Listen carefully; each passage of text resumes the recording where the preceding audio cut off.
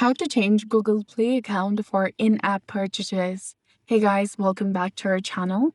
So in order to do so, you need to go ahead and first close the application if it's running in the background, and then uninstall the application. Go ahead, find Google Play first, then tap and hold onto it, then tap on uninstall and tap on OK to confirm.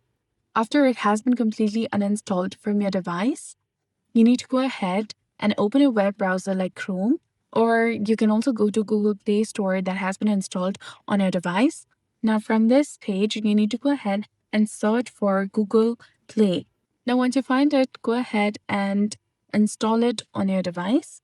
Once it has been reinstalled, go ahead and open it.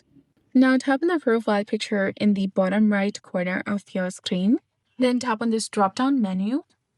It will give you the list of account email addresses that you can go ahead and log in.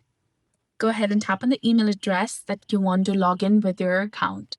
This way, a new profile or the existing profile will be switched with the previous one.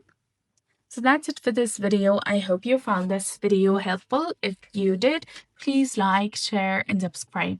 Thanks for watching.